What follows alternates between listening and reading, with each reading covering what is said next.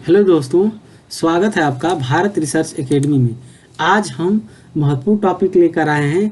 1 से लेकर 395 अनुच्छेद जितने हैं उनको हम कवर करेंगे। वीडियो की श्रृंखला में ये बहुत ही महत्वपूर्ण सेशन होने वाला है, इसको अंत तक देखें। और ये लगभग सभी वनडे एग्जाम या जो भी एग्जाम है सब में आता है।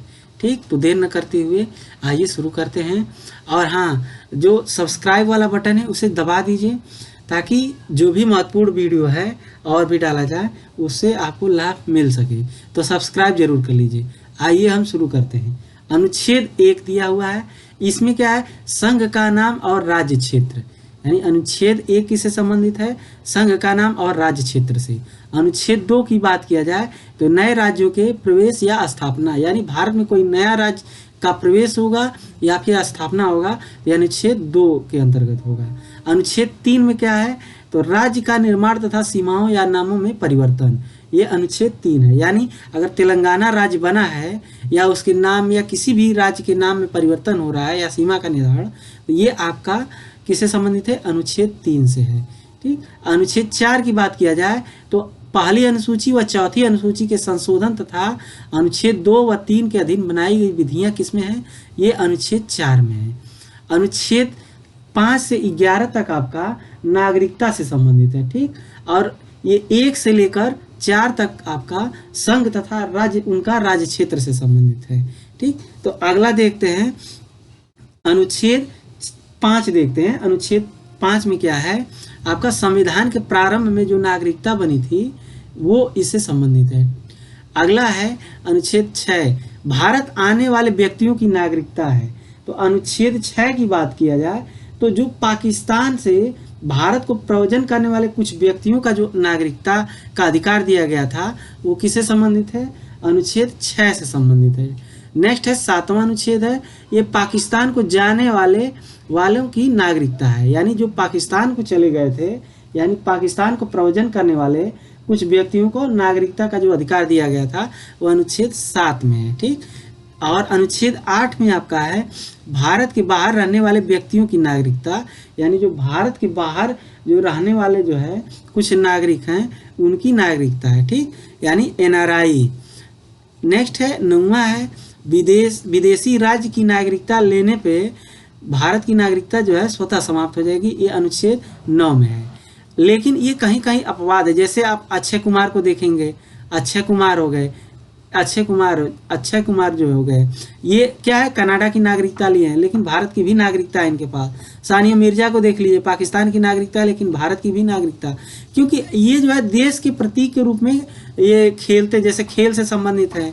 ठीक, अक्षय कुमार देखिए, तो ये क्या है कि भारत के लिए जो है अगर जो है जो तन मन से जो है अगर भारत के लिए समर्पित है, उससे इकोनॉमिक लाभ मिल रहा है, तो उसको जो है संसद चाहे तो विशेष अधिकार के तहत उनको नागरिकता दे सकती है। और याद रखिए, नागरिकता का अधिकार जो है आपका संसद को है। नेक्स्ट हम देखते हैं अगला क्या है। अगला है अनुच्छेद 10 है। ठीक, अनुच्छेद 10 में 10 को देखते हैं तो नागरिकता का जो है के अधिकारों का जो है बना रहना, ये अनुच्छेद 10 में है। यानी जो नागरिकता का हमारा अधिकार है, हमसे छीना नहीं जाएगा, ये वो अधिकार हमको किससे मिला है? अनुच्छेद 10 में। अनुच्छेद 11 में क्या है कि संसद द्वारा नागरिकता के लिए कानून का विनिमय, यानी नागरिकता के लिए कानून, कोई भी कानून हो वो संसद ही बना सकती है। तो ये किससे संबंधित है? 11 से। नेक्स्ट है अनुच्छेद 12। अनुच्छेद 12 में जो है ये मूल अधिकार, राज्य की जो है परिभाषा इसमें दी गई है। अगर देखा जाए तो राज्य क्या है उसकी परिभाषा दी गई, राज्य के अंतर्गत कौन कौन आएगा। अनुच्छेद 13 जो है ये मूल अधिकारों को असंगत या अल्पीकरण करने की विधियां इसमें दिया है। यानी जो अगर कोई भी मूल अधिकार है वो असंगत या अल्पीकरण करने की विधियां एक इसमें दिया गया है, अनुच्छेद 13 में दिया गया है। अनुच्छेद 14 में क्या है? तो विधि के समक्ष समानता का अधिकार जो है, विधि के समक्ष समानता का अधिकार, ये बहुत पूछता है, इसको याद रखिएगा। अनुच्छेद 15 की बात किया जाए तो धर्म, मूल, वंश, जात, लिंग या जन्मस्थान के आधार पर विभेद को रोका गया, एक किस अनुच्छेद में है? अनुच्छेद 15 में है। अनुच्छेद 16 की बात किया जाए तो लोक नियोजन के विषय पे अवसर की समानता, ये आपका किस में है? अनुच्छेद 16 में है। ठीक, नेक्स्ट हम अगला देखते हैं। अनुच्छेद 17 आपका दिया हुआ है। अनुच्छेद 17 में अस्पृश्यता का अंत है। इसमें क्या है? अस्पृश्यता का अंत कर दिया गया है। अनुच्छेद 18 में उपाधियों का अंत कर दिया गया है। जैसे पहले राजा महाराजा की उपाधि लोग देते थे, नाइटहुड की उपाधि देते थे, तमाम उपाधियां देते थे। तो इससे क्या है कि जो गरीब अमीर के बीच में एक अलग बनेगा कि ये राजा हैं इस तरीके का। तो संविधान में सबको समान रूप से जो है अधिकार दिया गया है। तो इसके तहत ये उपाधियों को अंत कर दिया गया है। ठीक, अनुच्छेद 19 की बात किया जाए तो अनुच्छेद 19 वाक की स्वतंत्रता है। अनुच्छेद 19 यानी वाक स्वतंत्रता आदि विषयक जो है कुछ जो अधिकार का संरक्षण है वो इस आपका 19 में दिया गया है। 20 में क्या दिया गया है? अपराधों के दोष सिद्धि के संबंध में संरक्षण है। अपराध दोष सिद्धि के संबंध में संरक्षण है। इसको याद कर लीजिए, 20 अपराध दोष। ठीक, यानी 20 पिएंगे आप जो है तो अपराध करेंगे। तो इससे आप जो है अनुच्छेद 20 याद रख लीजिए। 21 क्या है? प्राण व दैहिक स्वतंत्रता है। 21 में प्राण व दैहिक स्वतंत्रता है। अनुच्छेद 22 की बात किया जाए तो कुछ दशाओं में गिरफ्तारी से संबंधित जो है संरक्षण है, ये अनुच्छेद 22 में है। आइए नेक्स्ट देखते हैं। अगला है अनुच्छेद 23। अनुच्छेद 23 में क्या आपका दिया गया है कि मानव के दुर्व्यापार व बाल आश्रय से संबंधित है। यानी मानव के दुर्व्यापार और बाल आश्रय से संबंधित है। यानी बलात्श्रम व मानव जो दुर्व्यवहार है वो जो है निषेध किया गया। किसके अंतर्गत? अनुच्छेद 23 के अंतर्गत। नेक्स्ट है आपका अगला है, अच्छा एक चीज़ और है, जो 21 दिया गया है उसमें 21 को जो दिया गया है, 21 को आप देखेंगे तो वो प्रारंभिक शिक्षा के अधिकार से है। 21 को प्रारंभिक शिक्षा के अधिकार से है। 24 में देखेंगे तो कारखानों में बालक के नियोजन का जो है प्रतिशत, यानी कारखानों में जो बाल श्रम आदि का जो है निषेध किया गया। यानी कारखानों में बालक जो है श्रम नहीं कर सकते, उनके निषेध से संबंधित है। आप बाल श्रम नहीं करा सकते हैं। ठीक, 14 वर्ष से कम जो भी होंगे। अनुच्छेद 25 की बात किया जाए तो अनुच्छेद 25 आपका दिया है अंतःकरण और धर्म को अबाध रूप से मानने, आचरण के और प्रचार करने की स्वतंत्रता। अगर इसमें बात किया जाए तो अंतःकरण और धर्म को अबाध रूप से मानने की स्वतंत्रता दिया गया है इसमें। ठीक, और साथ ही आचरण और प्रचार करने की स्वतंत्रता आपका 25 से संबंधित है। 26 की बात किया जाए तो 26 में धार्मिक कार्यों के प्रबंधन की स्वतंत्रता है। यानी कोई भी धार्मिक कार्य हैं उनका प्रबंधन आप करने की स्वतंत्रता आपको अनुच्छेद 26 में दिया गया है। अनुच्छेद यहीं पे 27 की बात किया जाए, 27 नहीं दिया है, अगर 27 की बात कर लिया जाए तो ये किसी धर्म विशेष की अभिवृद्धि के लिए करों का जो है संदाय के बारे में। यानी किसी धर्म किसी विशेष जैसे मेला वगैरह है तो उसमें क्या है, आप कर को जो है वो करके आप आयोजित कर सकते हैं, उसके लिए जो है स्वतंत्रता आप दे नहीं सकते हैं, बाध्य नहीं कर सकते हैं। तो ये 27 से संबंधित है। और 28 यहीं पे बात कर लिया जाए, 28 की बात कर लिया जाए तो 28 आपका निश्चित शैक्षणिक संस्थानों और धार्मिक निर्देशों अथवा पूजा में उपस्थित होने की स्वतंत्रता। यानी आप किसी को बाध्य नहीं कर सकते हैं, कोई धार्मिक आयोजन कर रहे हैं तो आप किसी को नहीं कह सकते हैं कि हिंदू धर्म है या मुस्लिम धर्म, किसी में अगर धार्मिक आयोजन कर रहे हैं तो किसी को बाध्य नहीं कर सकते। अनुच्छेद 28 में है। और अनुच्छेद 29 की बात किया जाए तो ये अल्पसंख्यक वर्गों के हितों से संरक्षण से संबंधित है। ठीक, अनुच्छेद 29 जो है ये अल्पसंख्यक जो वर्ग हैं उनके हितों का संरक्षण है। नेक्स्ट है अनुच्छेद 30 की बात किया जाए तो शिक्षा संस्थाओं की स्थापना और प्रशासन करने का अल्पसंख्यक वर्गों का अधिकार है। यानी जो शिक्षा संस्थान जो मदरसा वगैरह हैं इनकी स्थापना जो है करके और उनके प्रशासन और ये सब देख सकते हैं। नेक्स्ट है अनुच्छेद 32 की बात किया जाए तो ये अधिकारों को प्रवर्तित कराने का उपचार है। यानी अनुच्छेद 32 की अगर बात किया जाए तो इसके द्वारा जो है अधिकारों को प्रवर्तित कराने के लिए है। ठीक, संवैधानिक उपचारों का समझ लीजिए इसका है। नेक्स्ट है आपका अनुच्छेद 36 है। अनुच्छेद 36 में देखिए क्या है, इसमें राज्य की परिभाषा दी गई है। ठीक, अनुच्छेद 36 में आपका परिभाषा दिया गया है और ये जो है राज्य के नीति निदेशक तत्व के अंतर्गत ये आता है। और आप जो है 12 से 35 तक क्या पढ़े हैं, मूल अधिकार को पढ़े हैं। यहाँ पे हम पढ़ेंगे राज्य के नीति निदेशक तत्व यानी डीपीएसपी। डीपीएसपी नेक्स्ट है। अब इसमें देखिए यहाँ पे 36 आपका दिया है परिभाषा है, लेकिन अगर यहाँ पे अगर बात कर दिया जाए अनुच्छेद 38 की बात कर दिया जाए तो ये जो है लोक कल्याणकारी राज्य की परिभाषा किसमें है? लोक जो है लोक कल्याणकारी तो ये आपका अनुच्छेद 38 में ये बहुत पूछता है।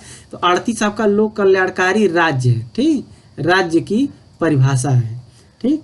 39 अगर बात कर दिया जाए, इसमें नहीं दिया हुआ है, 39 की अगर बात किया जाए तो 39 में देख लीजिए क्या है। 39 में आपका राज्य द्वारा अनुसरणीय जो है जो कुछ नीति सिद्धांत जो दिए गए हैं ये 39 में दिए गए हैं। और 39 को जो है दिया गया है, 39 को दिया गया है ये समान न्याय व निःशुल्क विधिक सहायता है। ये जो है समान न्याय व विधिक सहायता, ठीक, ये आपका 39 क में है। अब 40 की बात कर लिया जाए तो 40 में क्या है, याद रखिएगा 39 क में क्या है आपका समान न्याय और निःशुल्क विधिक सहायता है आपका।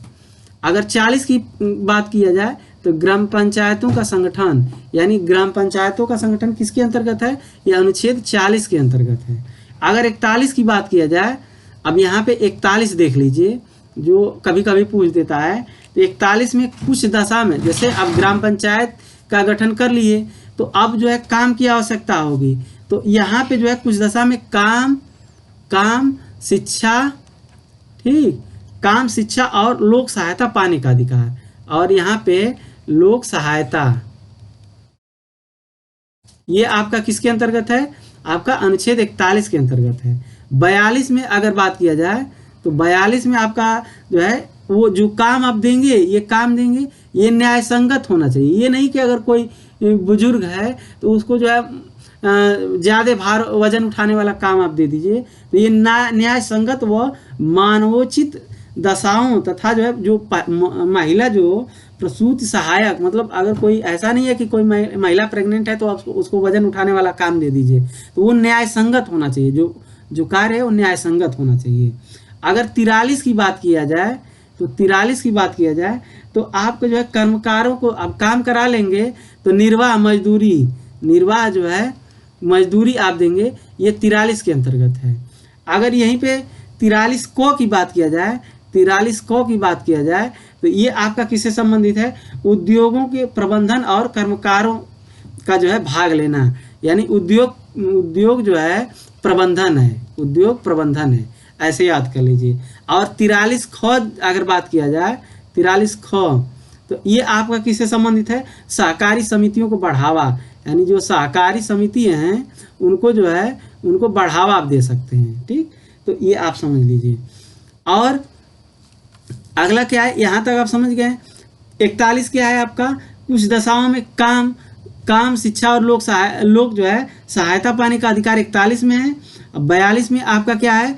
जो काम है वो न्याय संगत और मानवोचित होनी चाहिए और प्रसूति सहायक का जो है प्रबंधन करना चाहिए, यानी कोई प्रसूति महिला है तो उसका वो करना चाहिए, ध्यान रखना चाहिए। और 43 में जो है निर्वाह मजदूरी जो है, अब ये नहीं है कि काम करा करके आप जब पैसे न दें, तो निर्वाह मजदूरी आपका 43 में है। 43 को में जो है उद्योग प्रबंधन जो है कर्मकारों के लिए इसमें बढ़ावा देना चाहिए राज्य सरकार को। और 43 ख जो आपका है ये सहकारी समितियों को जो है आप बढ़ावा दे सकते हैं। तो ये यहाँ तक आपको समझ में आ गया होगा। आगे चलते हैं, अगला क्या है? अगर 44 की बात किया जाए, यहीं पे 44 की बात किया जाए तो 44 में आपका क्या है? एक समान नागरिक संहिता, यानी जो है एक समान नागरिक संहिता,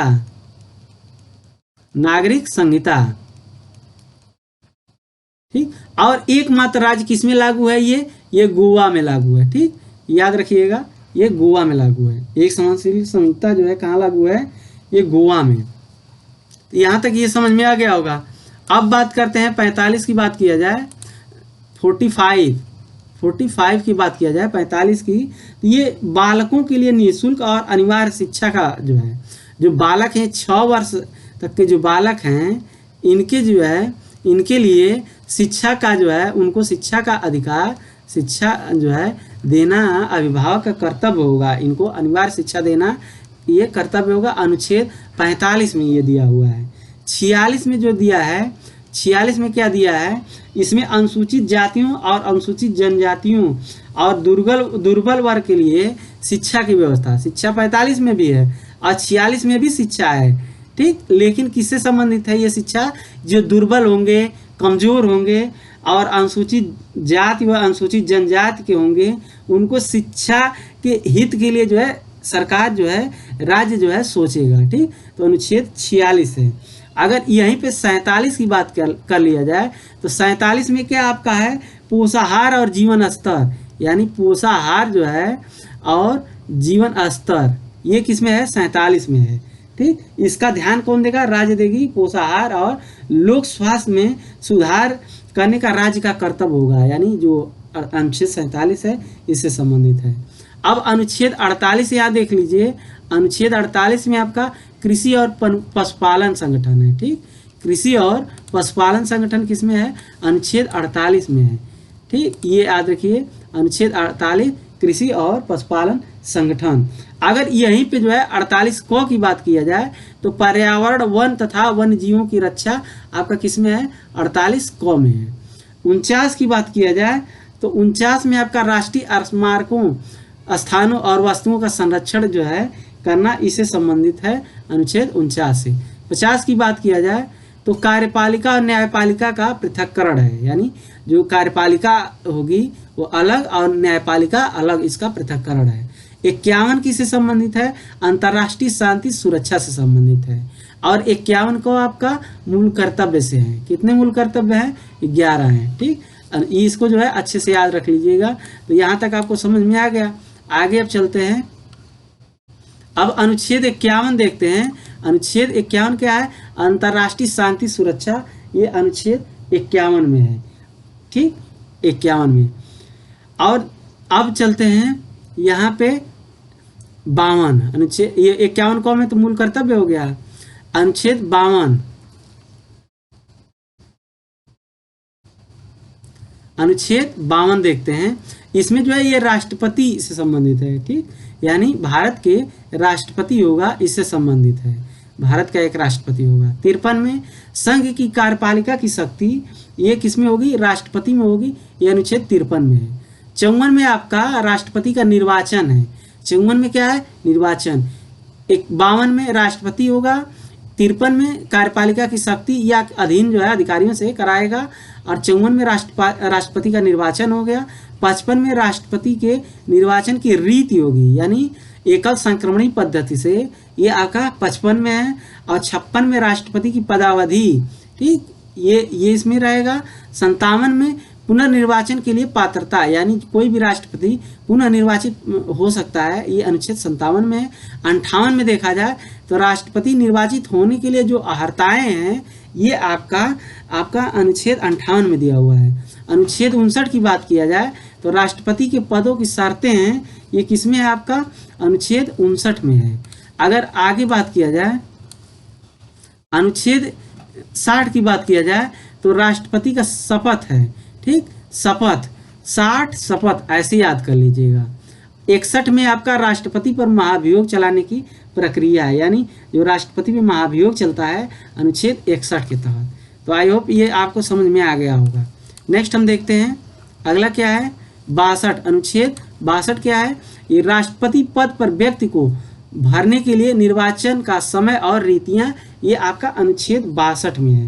यानी रिक्ति को भरने के लिए निर्वाचन का समय और रीतियां, यानी 6 महीने के अंदर जो भी चुनाव या राष्ट्रपति का पद खाली है और उसकी रीत क्या है, वो इसमें दिया हुआ है।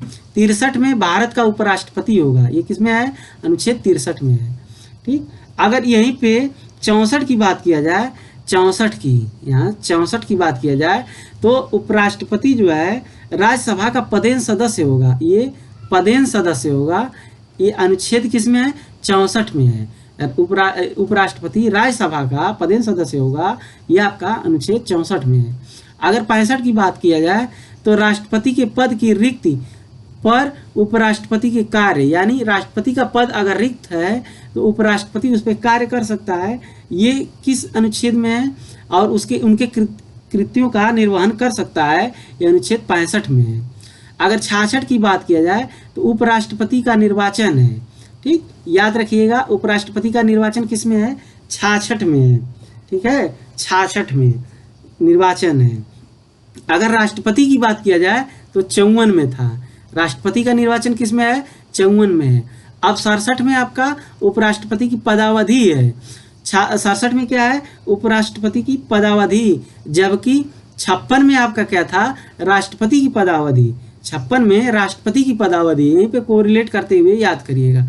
68 की बात किया जाए तो उपराष्ट्रपति की पदावधि है। ठीक, उपराष्ट्रपति यहाँ पे 68 की बात किया जाए तो ये पदावधि नहीं है। 68 जो है यहाँ पे, इसको सुधार कर लीजिएगा, यहाँ पे है उपराष्ट्रपति के पद की रिक्त भरने के लिए निर्वाचन करने के समय और आकस्मिक रिक्त को भरने के लिए निर्वाचित व्यक्ति की पदावधि, ये पदावधि है। लेकिन यहाँ पे अगर जो है उपराष्ट्रपति के पद की रिक्ति को भरने के लिए निर्वाचन करने के समय आकस्मिक रिक्त को भरने के लिए निर्वाचित व्यक्ति की जो है पदावधि है, यहाँ पे इसमें रहेगा। ठीक, तो ये दोनों उसी से संबंधित है, बस थोड़ा सा डिफरेंस है, बस इसको, ये इंपॉर्टेंट है, इसको याद रखिएगा। 69 की बात किया जाए तो उपराष्ट्रपति का शपथ है। 69 में क्या है, उपराष्ट्रपति का शपथ या प्रतिज्ञान किसमें है, तो आपका 69 में है। जबकि अगर राष्ट्रपति की बात किया जाए तो राष्ट्रपति का शपथ या प्रतिज्ञान 60 में था। ठीक, तो यहाँ को रिलेट करते हुए चल रहे हैं। 70 की बात किया जाए तो अन्य आकस्मिकता में राष्ट्रपति के कर्तव्य का निर्वहन है। 70 में अन्य आकस्मिक में राष्ट्रपति के कृत्यों का निर्वहन किसमें, 70 में है। 71 की बात किया जाए तो राष्ट्रपति और उपराष्ट्रपति के निर्वाचन संबंधी विषय हैं इसमें। ठीक, तो ये आपका 71 हो गया। अब आइए देखते हैं अगला अनुच्छेद 72 अनुच्छेद, बहुत ही इंपॉर्टेंट है, इसको देखिए। 72 में आपका क्या है, क्षमादान की शक्ति है।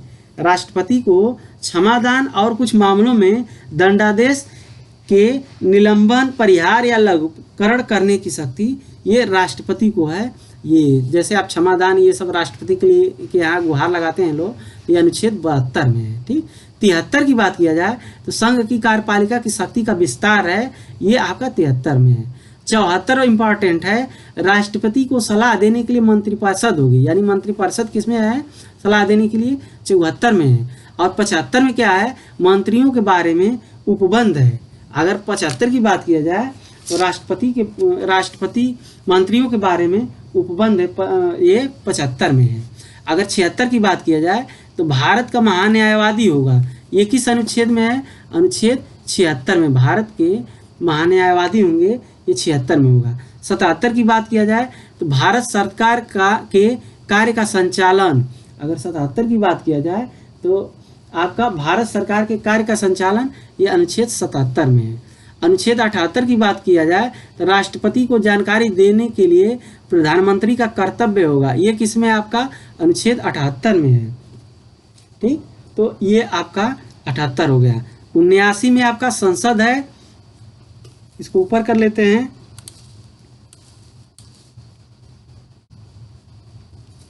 69 में आपका 79 में 79 में आपका संसद का गठन है, और 80 में आपका राज्यसभा की संरचना है, और 81 में लोकसभा की संरचना है।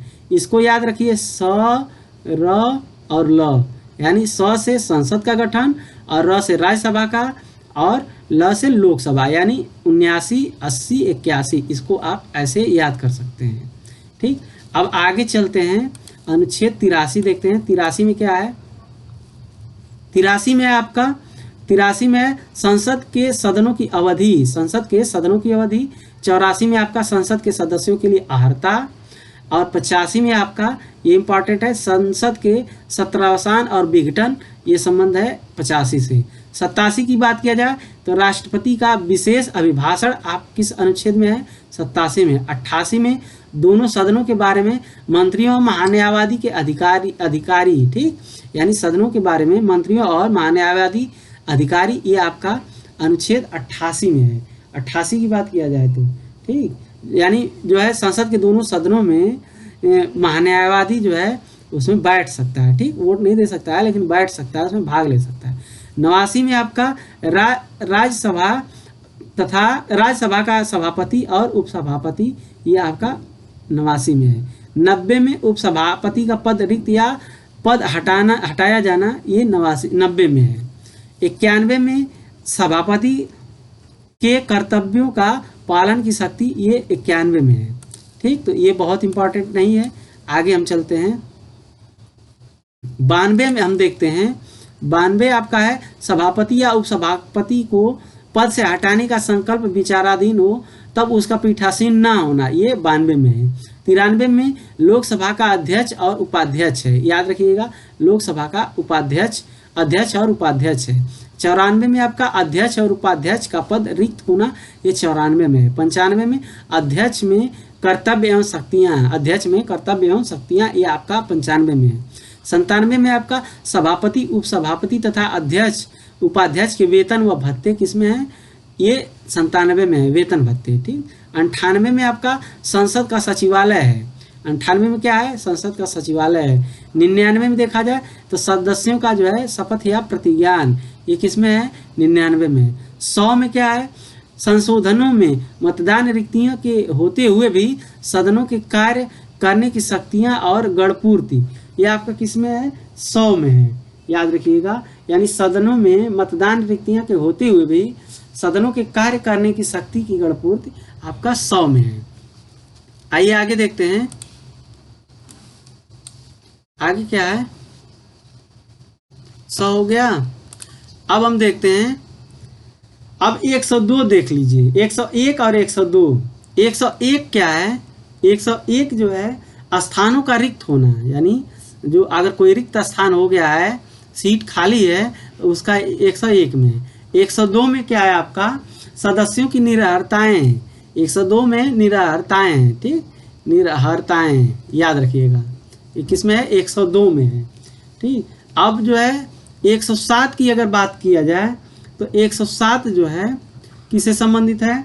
तो विधेयक को पुनर्स्थापना और पारित किए जाने के संबंध में बन रही, इसको ऐसे सुन लीजिए ठीक, 107 में। अब देखते हैं 108। 108 क्या है आपका?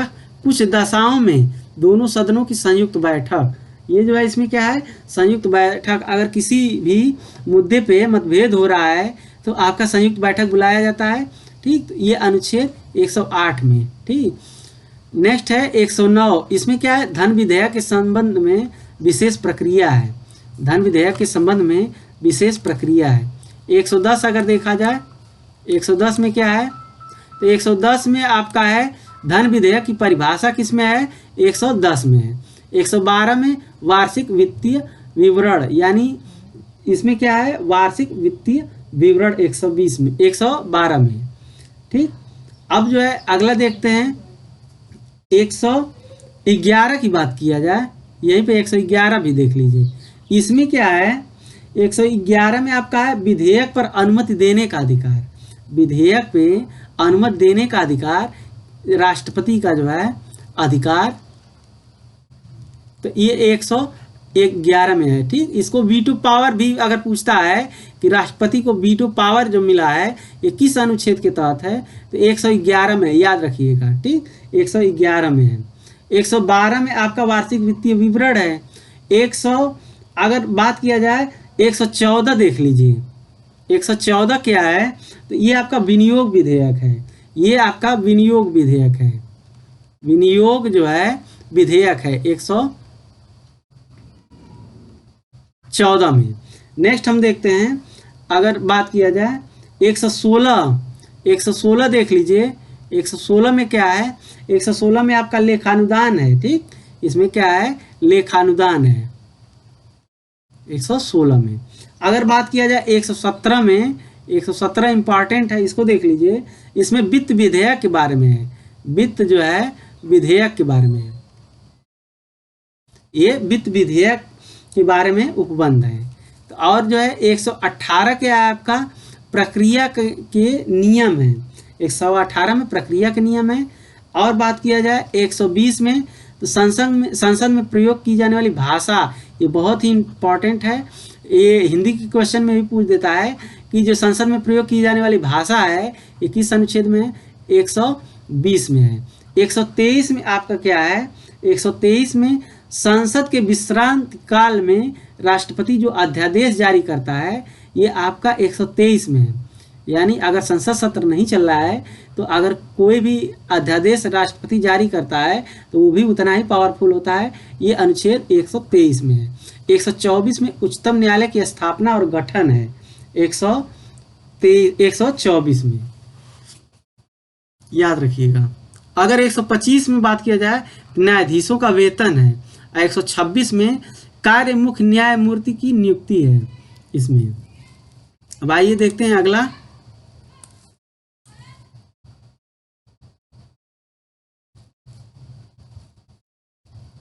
अगला है आपका 127। 127 बहुत ही इंपॉर्टेंट है। इसमें तदर्थ जो न्यायमूर्तियों की नियुक्ति है। ठीक, अगर पूछता है कि जो एडहाक पे या तदर्थ पे जो न्यायमूर्ति रखे जाते हैं, ये 127 से संबंधित है। 128 में सेवानिवृत्त न्यायाधीशों की उपस्थिति, ये आपका 128 में है। अगर 129 में बात किया जाए तो उच्चतम न्यायालय का अभिलेखी न्यायालय होना, ये 129 में है। अगर 130, ये सारे जो है बहुत ही इंपॉर्टेंट हैं। ठीक, 130 की बात किया जाए तो उच्चतम न्यायालय का स्थान, इसमें क्या है? उच्चतम न्यायालय का स्थान है। 130 की बात किया जाए तो उच्चतम न्यायालय का ये 130 की बात है ना, उच्चतम न्यायालय का स्थान। ठीक है, ये 2 बार हो गया है। 131 की बात किया जाए, देखिए यहाँ पे 129 छूट गया है। 129 छूट गया है। इसमें जो है उच्चतम न्यायालय का अभिलेखी न्यायालय होना, इसमें जो है अभिलेखी न्यायालय है। ठीक, अभिलेखी न्यायालय जो है ये किस में है? 129 में है। नेक्स्ट अगर बात किया जाए उच्चतम न्यायालय की आरंभिक अधिकारिता 131 में है। और फिर आपका इम्पोर्टेंट में 137 हो गया। इसमें निर्णय और आदेशों का पुनर्विलोकन, यानी कोई भी निर्णय दे दिया है तो पुनर्विलोकन कर सकती है 137 के तहत। और 143 में क्या है? उच्चतम न्यायालय के से परामर्श करने के लिए राष्ट्रपति की शक्ति, लेकिन याद रखिए बाध्य नहीं होगा, न तो न्यायालय बाध्य होगा देने के लिए। ठीक, इसमें जो है बाध्य नहीं होगा। और न तो अगर कोई निर्देश दे रहा है, कोई सलाह दे रहा है तो उसको राष्ट्रपति भी बाध्य नहीं है उसको कि पूरा ही करे। ठीक, 144 में आपका सिविल एवं न्यायिक पदाधिकारियों के द्वारा उच्चतम न्यायालय की सहायता, ये इसमें आपका 144 में है। आइए अगला देखते हैं। 144 हो गया। अब आइए देखते हैं अगला अनुच्छेद 148 आपका भारत का नियंत्रक महालेखा परीक्षक का है। 148 कौन है? भारत का नियंत्रक महालेखा परीक्षक है। ठीक, 149 आपका नियंत्रक महालेखा परीक्षक के कर्तव्य शक्तियां हैं, ये किसमें? 149 में है। 150 में आपका संघ के राज्यों के लेखन का प्रारूप है, किसमें है? 150 में है। 153 में आपका राज्यों के राज्यपाल होंगे, ये 153 में है। नेक्स्ट है 54 में राज्य की कार्यपालिका शक्ति जो है राज्यपाल के अंतर्गत जो है जो भी कराएंगे अपने अधीनस्थ, ये आपका 154 में है। और 155 में राज्यपाल की नियुक्ति है। 155 में क्या है? राज्यपाल की नियुक्ति है। 156 में राज्यपाल की पदावधि है, याद रखिएगा आपका। 53 में राज्यपाल, 54 में कार्यपालिका शक्ति और 55 में आपका राज्यपाल की नियुक्ति और 56 में राज्यपाल की पदावधि है। इसको क्रम से आप याद रखिएगा। ठीक, यानी पहले शक्ति, फिर नियुक्ति, फिर पदावधि। अगला है, अगला देखा जाए तो 57 आपका है राज्यपाल नियुक्ति होने की अहर्ताएं, यानी 57 में अहर्ताएं हैं। 58 में आपका राज्यपाल के पद के लिए नियम व शर्तें हैं। 159 में राज्यपाल द्वारा शपथ या प्रतिज्ञान, ये किसमें है? 59 में है। यानी 57 में अहर्ताएं और इसके लिए 58 में पद एवं शर्तें और 59 में आपका शपथ या प्रतिज्ञान है। 63 की बात किया जाए तो राज्यपाल की सलाह देने के लिए मंत्रिपरिषद होगी। ठीक, ये किसमें है? 63 में है। और 64 की बात किया जाए तो मंत्रियों के बारे में अन्य उपबंध दिया हुआ है। और 165 बहुत ही इंपॉर्टेंट है, ये राज्य का महाधिवक्ता आपका 165 में है। ठीक, जैसे उसमें अनुच्छेद 76 में है, इसी प्रकार इसमें आपका 165 में राज्य का महाधिवक्ता होगा। जैसे अनुच्छेद 76 में की अगर बात किया गया है तो अनुच्छेद 76 में कौन था? तो भारत का महान्यायवादी था, वो भारत मतलब देश के लिए करेगा, वही राज्य के लिए आपका महाधिवक्ता होगा। 66 में राज्य सरकारों का संचालन है। अगर 66 की बात किया जाए, 166 की अगर बात किया जाए तो आपका राज्य का संचालन है 166, याद रखिएगा। अगर 67 की बात किया जाए तो ये राज्यपाल को जानकारी देने के लिए मुख्यमंत्री का कर्तव्य होगा, बहुत इंपॉर्टेंट है, इसको देख लीजिए। अब आगे देखते हैं अगला अनुच्छेद। अगला है आपका 168। ठीक, 168 देख लीजिए। 168 में क्या है? राज्य के विधानमंडल का गठन आपका 168 में है। 171 में विधान परिषद की संरचना है। ठीक, तो 168 जो है आपका किससे संबंधित है? तो 168 है आपका राज्य के विधानमंडल का गठन। 168 जो है राज्यमंडल के विधानमंडल का गठन है। अगर बात किया जाए 169, यहाँ पे छूट गया था इसलिए थोड़ा सा ये 69 छोड़ दीजिए, जोड़ लीजिए। 169 आपका जो है ये विधान परिषद के का सृजन है, ये विधान परिषद। तो अब याद रखिए 68 आपका विधानमंडल, 69 आपका विधान परिषद और 70 आपका यहाँ पे विधानसभा। 170 जो है ये आपका विधानसभा। तो आपका हो गया 68 विधानमंडल, 69 विधान परिषद और 70 विधानसभा और 71 विधान परिषद की संरचना। तो ये आई होप आपको समझ में आया होगा। एक बार और रिकॉल कर लीजिए। 68 आपका विधानमंडल, 69 विधान परिषद, 70 आपका विधानसभा और 71 विधान परिषद की संरचना। 72 आपका राज्यों के विधानमंडल की अवधि हो गया आपका, और 76 राज्यपाल का विशेष अभिभाषण आपका 76 में है।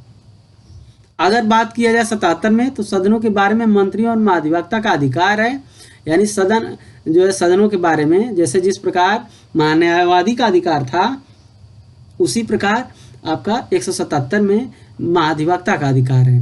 78 की बात किया जाए तो विधानसभा के अध्यक्ष और उपाध्यक्ष ये किसमें है? 178 में है। 179 में आपका अध्यक्ष और उपाध्यक्ष के पद रिक्त होना या पद से हटाया जाना ये किसमें है? 179 में है। और 181 की बात किया जाए अध्यक्ष के पदों के कार्य व शक्ति, और 181 आपका अध्यक्ष उपाध्यक्ष को पद से हटाने की का कोई अगर संकल्प पारित हो तो पीठासीन न होना। तो ये बहुत इंपॉर्टेंट नहीं है, इसलिए आगे बढ़ेंगे। 182 देख लीजिए, विधान परिषद के सभापति और उपसभापति आपका 182 में है। नेक्स्ट हम देखते हैं 83 की अगर बात कर लिया जाए तो आपका सभापति और उपसभापति का पद रिक्त होना या त्याग या पद से हटाया जाना ये 183 में है। 184 में सभापति के पद के कर्तव्यों का पालन व शक्ति आपका 184 में है। ठीक, तो आगे अगला देखते हैं 185 देख लीजिए। 185 क्या है? इसमें आपका सभापति उपसभापति को पद से हटाए जाने का संकल्प विचाराधीन हो, पीठासीन न होना। 86 अध्यक्ष उपाध्यक्ष सभापति और उपसभापति के वेतन और भत्ते इसमें है 186 में। 187 में राज्य के विधानमंडल का सचिवालय इसमें है, और 188 में सदस्यों द्वारा शपथ व प्रतिज्ञान 188 में है। 189 में सदनों में मतदान रिक्तियां होते हुए भी साधनों का कार्य की शक्ति और गढ़पूर्ति ये आपका 189 में है। 199 में धन विधेयक की परिभाषा है। 199 में राज्य के धन विधेयक की परिभाषा किसमें है? तो ये आपका 199 में ये धन है, धन विधेयक है, इसको कर लीजिए, ये विधेयक है। ठीक, नेक्स्ट है 200 अनुच्छेद 200 विधायकों पर अनुमति, अगर विधेयकों पर, ये विधेयक है, ये विधेयक, टाइपिंग मिस्टेक है, ये विधेयक है, यानी विधेयक पर जो है अनुमति है। और वार्षिक वित्तीय विवरण, यानी राज्य का जो वार्षिक वित्तीय विवरण है, ये अनुच्छेद 202। अगर केंद्र की बात किया जाए, केंद्र में किस में था, ये 112 में था, याद रखिए, केंद्र में 112 में था और राज्य में आपका 202 में है। 213 की बात किया जाए तो 200 और 100, एक चीज़ और है यहाँ पे छूट गया है, इसको मिटा दे रहे हैं, उसको थोड़ा इम्पॉर्टेंट है, देख लीजिए। अगर यहीं पे बात कर लिया जाए आपका 204, तो राज्य का जो है विनियोग विधेयक है, राज्य का विनियोग विधेयक, विनियोग, ठीक, ये किसमें है राज्य का विनियोग विधेयक, ये 204 में। अगर केंद्र की बात किया जाए तो 114 में है, क्या है, विनियोग विधेयक केंद्र का है, ठीक। तो ये आपका आई होप समझ में आ गया होगा। अब बात करते हैं 213, ये विधानमंडल में अध्यादेश सत्यापित करने की राज्यपाल की शक्ति, यानी अध्यादेश जो जारी करता है, ये आपका 213 के अंतर्गत है। और 214 में राज्यों के लिए उच्च न्यायालय होगा, जैसे 124 में आपका उच्चतम न्यायालय है, तो राज्यों में उच्च न्यायालय ये 214 में होगा। और 215 में उच्च न्यायालयों का अभिलेखी न्यायालय होना, ये 215 में है, ठीक। तो ये याद रखिएगा। नेक्स्ट हम देखते हैं, अगला है 216 की अगर बात किया जाए तो उच्च न्यायालय का गठन, उच्च न्यायालय का गठन किसमें है, 216 में है। और 217 में उच्च न्यायालय न्यायाधीशों की नियुक्ति पद्धति और शर्तें हैं, किसमें है, 217 में है, ठीक है। तो यहाँ तक आपको समझ में आया होगा। 221 न्यायाधीशों का वेतन है। 223 कार्यकारी मुख्य न्यायमूर्ति की नियुक्ति हो गई। 224 आपका अन्य न्यायाधीशों की नियुक्ति, बहुत इंपॉर्टेंट नहीं है।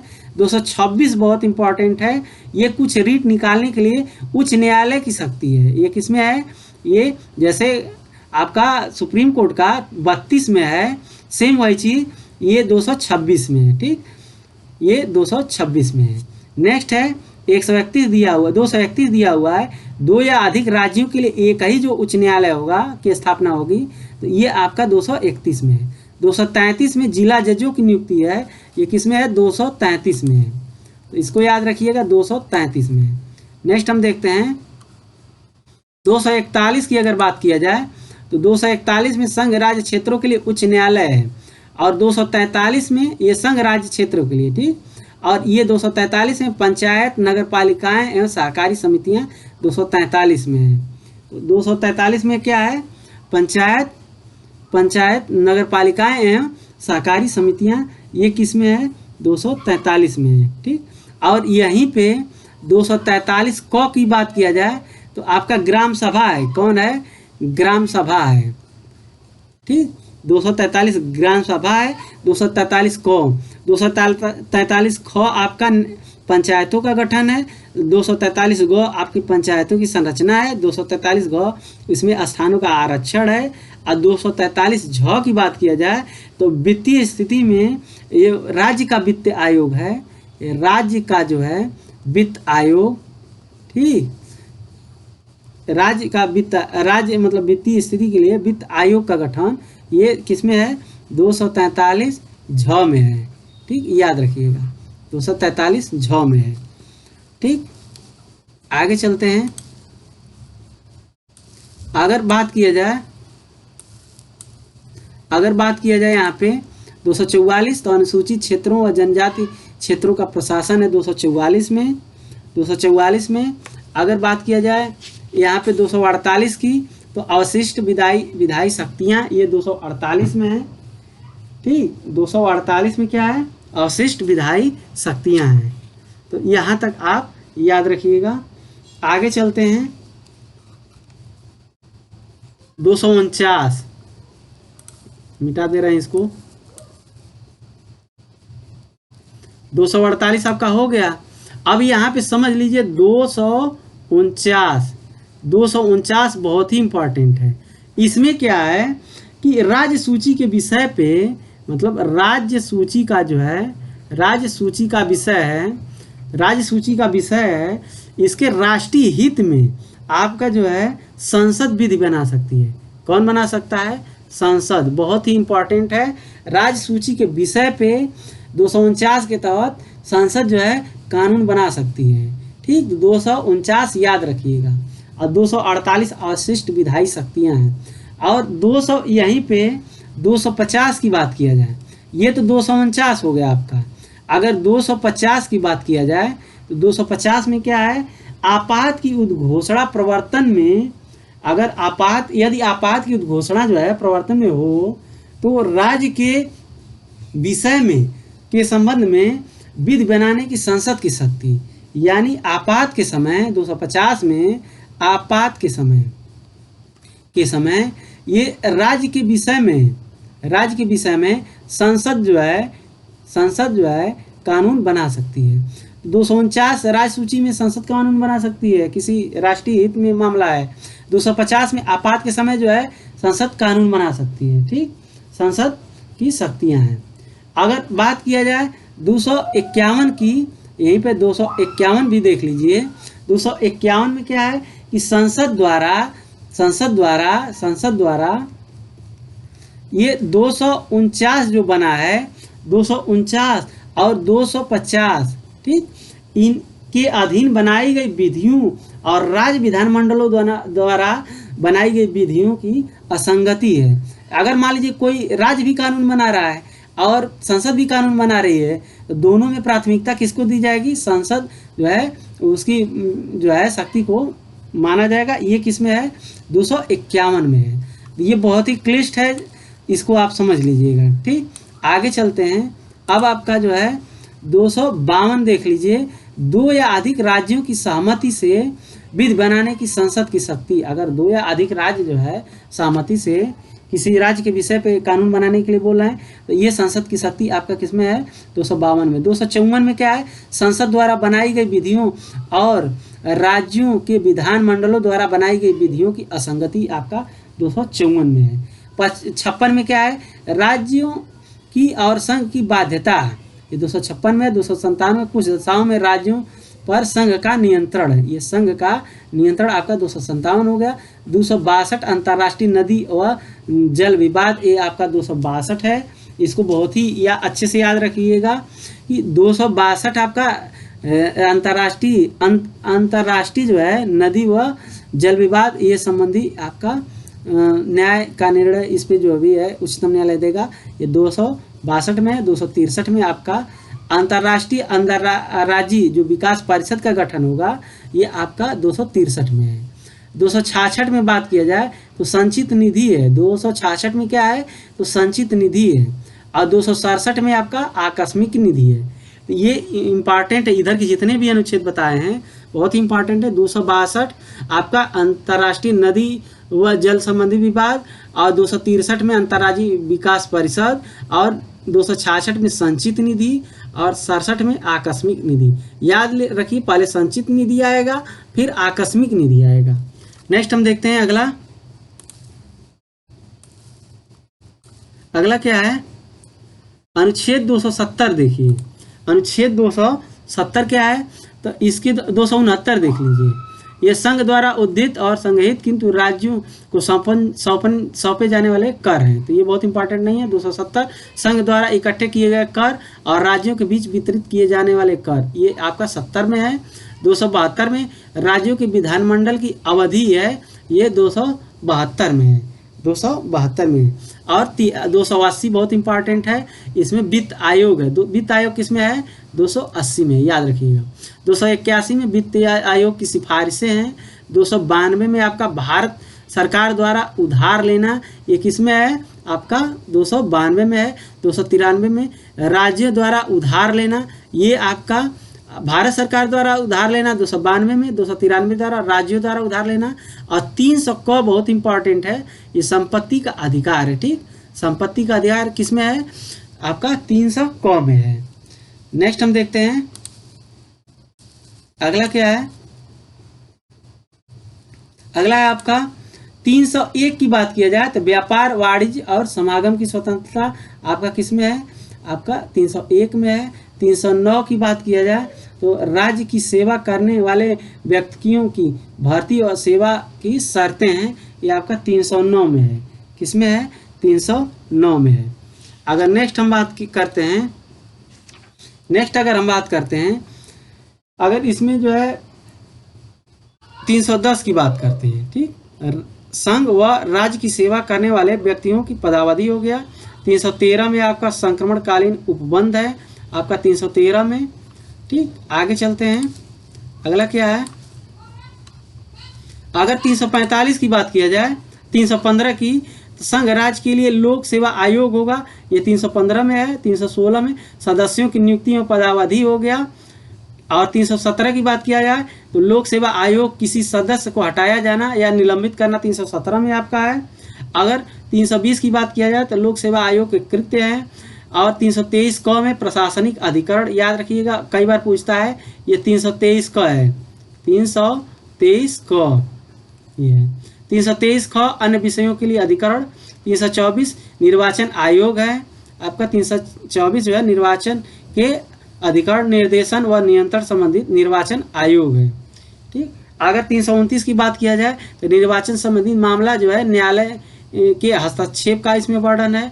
323 में लोकसभा में अनुसूचित जाति एवं अनुसूचित जनजाति के लिए स्थानों का आरक्षण है। 330 में 31 में लोकसभा में आंग्ल समुदाय जो कि खत्म कर दिया गया है, ये प्रतिनिधित्व का वर्णन है। 332 में राज्य के विधानसभा में अनुसूचित जाति व जनजाति के लिए स्थान है।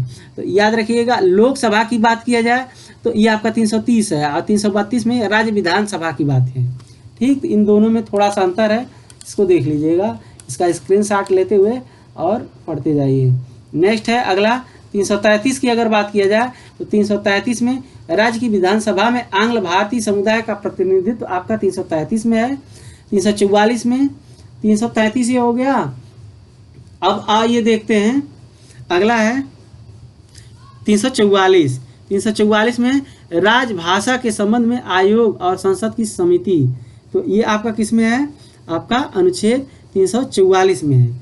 अगर बात किया जाए कि 350 क में क्या है, तो प्राथमिक स्तर पर मातृभाषा में शिक्षा देना, ये आपका 350 में है।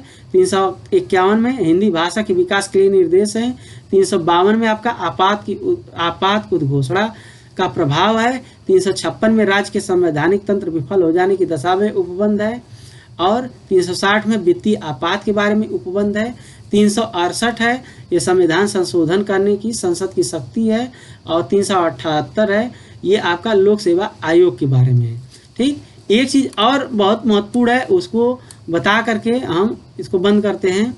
अगला है, जैसे इसमें अगर बात किया जाए अनुच्छेद 357 की बात किया जाए, 355 की बात किया जाए, बहुत पूछता है 355, तो 355 आपका क्या है? इसमें बाह्य आक्रमण, यानी अगर कोई बाह्य आक्रमण है, बाह्य आक्रमण, तो बाह्य आक्रमण या आंतरिक अशांति है, ठीक। इसमें जो है राज्य की सुरक्षा करने का संघ का कर्तव्य होगा, ये किसमें है?